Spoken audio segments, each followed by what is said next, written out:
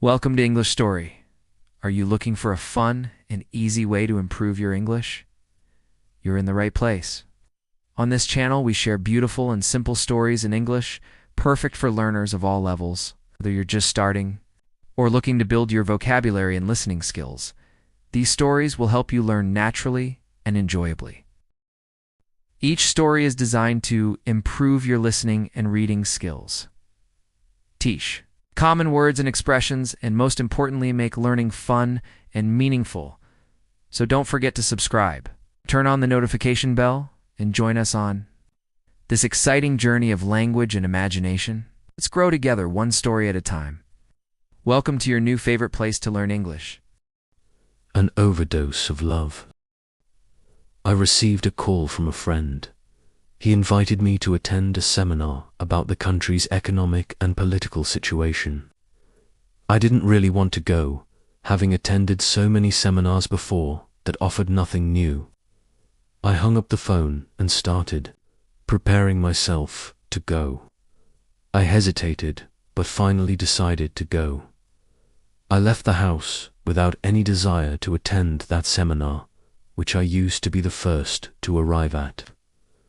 I walked there since it was close to my house. While walking, I met a girl selling flowers.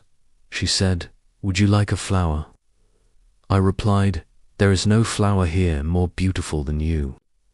She gave me an innocent smile, a smile that gave me a bit of the positive energy I had long forgotten. There was a time in my life when a single smile from someone could make me happy for days. I took a flower from the girl and gave her an amount of money that would make her go home happy, even though it was all I had left. She said, "Thank you, uncle," with a beautiful smile. I said to her, "Take care of yourself, Mariam," a name I gave her, though she hadn't been lucky enough to live up to it. As I walked away, I thought to myself, if I had married 10 years ago, would my daughter be the same age as her? Could Mariam have been my daughter, but with a father unable to provide even the basics of life? Truth be told, I was no longer the same person I was 10 years ago.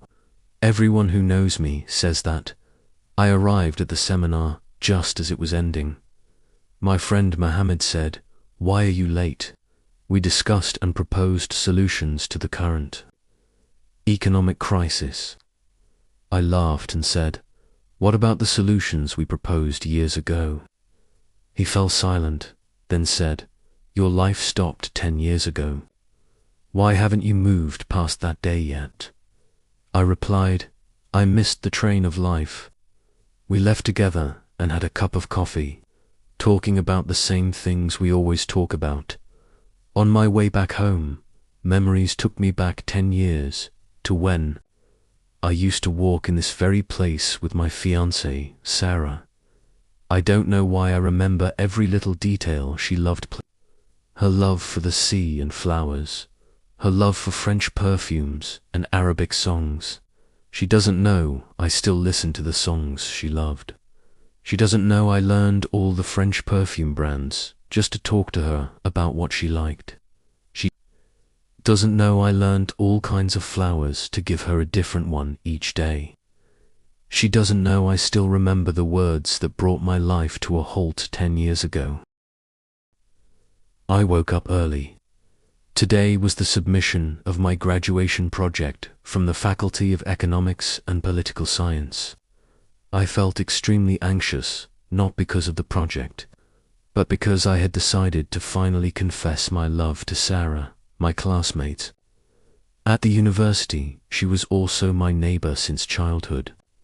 We grew up together, studied together, and I had always seen her as my future wife and the mother of my children. She embodied every quality I had ever dreamed of, since she moved to the neighborhood at the age of 9. She had always occupied my thoughts. I wouldn't eat unless I saw her, couldn't study unless she was with me, and wouldn't go to school until I saw her first. She was beautiful, elegant, radiant. Dozens of men proposed to her, but she always declined, saying she wanted to focus on her studies. Today was her last day at university. It was my chance. She knew I loved her, adored her, but I didn't know how she felt about me. I approached her, my heart pounding so hard I thought it might burst from my chest. I congratulated her on finishing the project, then said, "Maybe. The timing isn't ideal, but I know if I miss this chance, you'll be married in a matter of days. So many are waiting for this moment." She replied, "And how could my heart ever accept someone other than you?" My heart and mind stopped at that moment. I quickly added, "If my heart isn't for you, then it's for no one else." We got engaged within a week, and the wedding was set for 3 months later. I waited for those 3 months the way a child waits for his mother to return from a long trip. Marrying her was a dream I'd had since the first time I saw her. I could never imagine myself with anyone else. I wanted her in both my life and my afterlife. I loved everything about her, her calmness and her anger, her unique personality that always made me feel like a child around her, her eyes that I used to get lost in, and her way of speaking. She never failed to convince me of anything.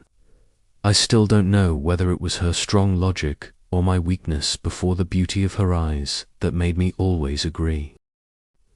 Suddenly, I noticed it was 2 a.m. It had been 3 hours since I left my friend, and I was still lost in my thoughts.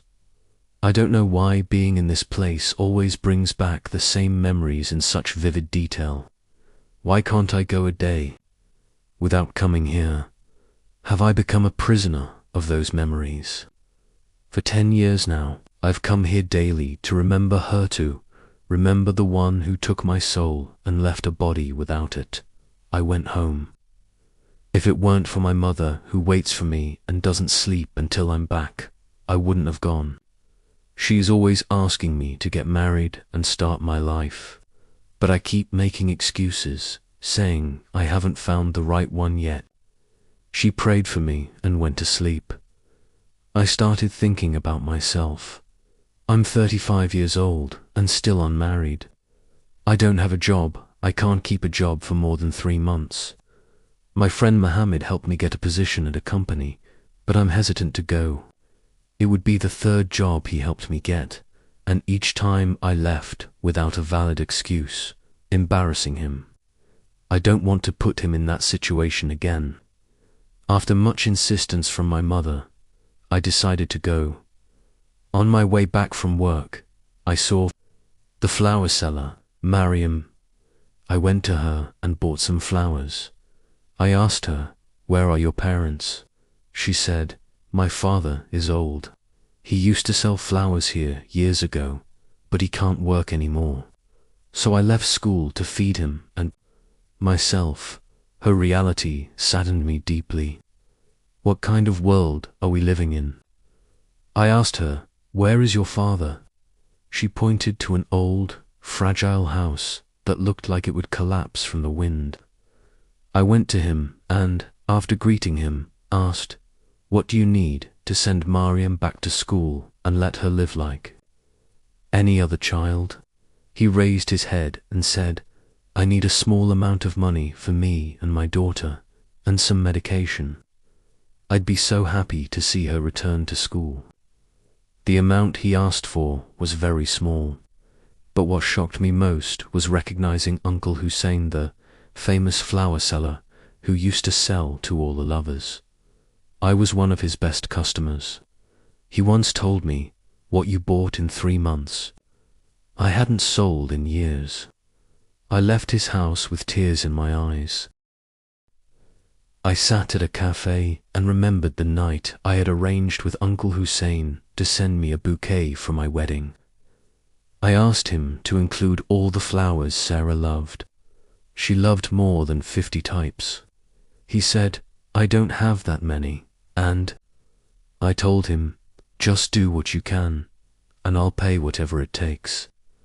I wasn't wealthy at the time, but I wanted to make her as happy as possible. The emotions and feelings we shared during those 3 months were enough to teach me that love can turn your life into paradise. In the past, just seeing her from afar would make my entire day. But now, if I don't see her, smell her scent, or hear her voice, I can't go on. I become like an addict who hasn't gotten his dose of love, lost, confused, and unaware that he's just a body without a soul. I went home early. I had a job now and responsibilities, Uncle Hussein and Mariam. I had to stay committed so Mariam wouldn't go back to selling flowers on the streets. I started visiting them often to check on them. My visits became part of my weekly routines, sometimes even daily. One day, Uncle Hussein jokingly asked, "Where's your wife, who loved flowers more than you did? How many kids do you have now?" I stayed silent for a moment and said, "I didn't marry her." He was shocked. "Why? What happened?" he asked. He never imagined seeing me without her. I said, "Fate had other plans." He asked, "But how?" I left, remembering the last time I saw her, when she said, "You buried my heart. You don't know that I buried my love with my own hands." She didn't know that she buried me to left me as a body without a soul. But not everything a lover desires is meant to be. A week before the wedding, I received a call from Sarah's mother saying the wedding would be postponed due to some arrangements. I told her I had prepared everything and invited all my relatives. She insisted she couldn't give more details, only that the wedding was delayed. I went to their house, but her mother refused to let me see Sarah and repeated the same. Some arrangements, and the wedding would be postponed. I began to wonder what happened. I needed to see Sarah, maybe. She had a logical explanation. I tried everything, but I couldn't reach her. Even my mother went to their home, but it was useless. A week passed, then 2, then a month. My mother eventually told me they had moved out, but she never saw Sarah again. My life stopped on the day her mother told me about the delay. But deep down, I knew it wasn't a delay, was a cancellation.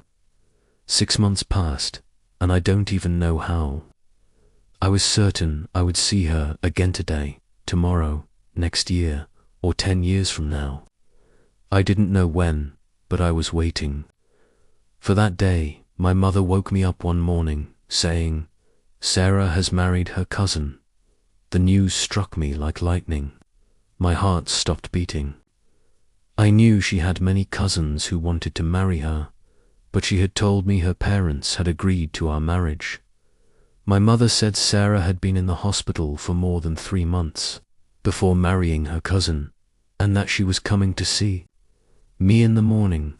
I told my mother, "What does she want from me? She's married now. How can I face her? Look into her eyes. She left me for someone else." I couldn't sleep. I stayed up all night thinking, should I see her or not? She came in the morning, but I wasn't there. I had left. I couldn't bear to see her.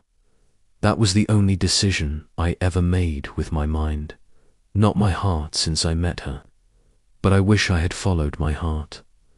I returned home in the afternoon to hear what she had said. My mother was very sad and crying. I asked, "What happened?" She said, "Sarah was here. She wanted to see you, to ask for your forgiveness." I said, "I forgave her, but who will release my heart?" My mother said Sarah had been forced to marry her cousin ever since she graduated. She resisted, but her mother told her she wouldn't forgive her unless she did. The day the wedding was cancelled, Sarah fell into a coma. Her heart stopped working. She didn't die, but her heart refused to function as if it said, "If this heart isn't for him, it won't be for anyone." It stopped beating from the moment she realized we wouldn't marry. Luckily, someone donated a heart. The operation succeeded. Sarah lived but with someone else's heart. Sarah came to our house in a wheelchair, hoping to see me, but I wasn't there. Then my mother told me, "You must move on. Sarah is not your fate." I said, "She's not my fate, but she's in my heart." She stopped her own heart so it wouldn't love anyone else. I want to see her just once. I rushed to her old house, stood in front of it, and spoke as if she were standing there. I said, "Forgive me, Sarah. I forgave you." Suddenly, the door opened. Sarah came out. She only said one thing: "You buried my heart." And I didn't know I was burying my love with my own hands. Then she walked away. I followed her, shouting, "Wait, where are you going?" I forgave you, but she said nothing. She didn't respond. I kept yelling, "Sarah, Sarah, Sarah." Then my mother came and said, "What are you doing?" "Sarah is abroad now," I said. "How?" "She's right there." I pointed at her. My mother, annoyed and loudly, said, "Have you lost your mind? Sarah left. She's not coming back." I had truly gone mad. Sarah left, taking my heart and mind with her.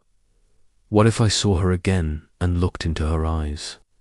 That would be enough for me to forsake all others, even if I lived 200 years. She left without me. She left without her heart. It's been 10 years, and my heart still aches terribly. I wonder, can I replace it?